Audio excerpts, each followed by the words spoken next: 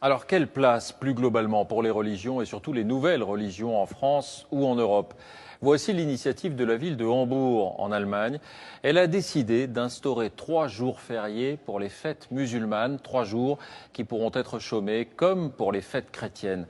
Sur place, reportage Arnaud Boutet, Thomas Henkel. On dit de Hambourg qu'il y souffle un vent de tolérance.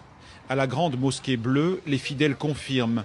Ils viennent d'obtenir des autorités municipales des jours fériés musulmans. Une première en Allemagne, un accord historique après 5 ans de négociations. C'est un signe important. La mairie nous a dit, vous les musulmans, vous faites partie de la ville. Cela va favoriser la compréhension des deux côtés, je crois. Les 130 000 musulmans de la cité portuaire pourront s'absenter 3 jours par an afin de célébrer une fête islamique. Dans cette mosquée, la plupart des visiteurs non musulmans s'en félicitent.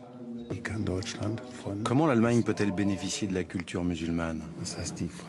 Pour moi, c'est ça la question. Il faut arrêter de jouer à se faire peur, comme le font certains. Cela va encourager la tolérance et faire taire les conservateurs qui refusent tout changement. Ce sont eux les plus agressifs, mais il y en a peu. Quelques musulmans et quelques chrétiens tout au plus. Et pour favoriser le dialogue, l'État contrôle depuis peu les cours de religion musulmane. Quels sont les 5 piliers de l'islam? Il faut aller une fois à la Mecque. Nous sommes ici dans une école publique. Je me réjouis d'apprendre qui sont les prophètes. Moi, j'apprends l'écriture arabe et je vais pouvoir lire le Coran. Le professeur et les élèves sont musulmans. Cet enseignement de la foi demeure facultatif. Il associe la religion au principe de la démocratie.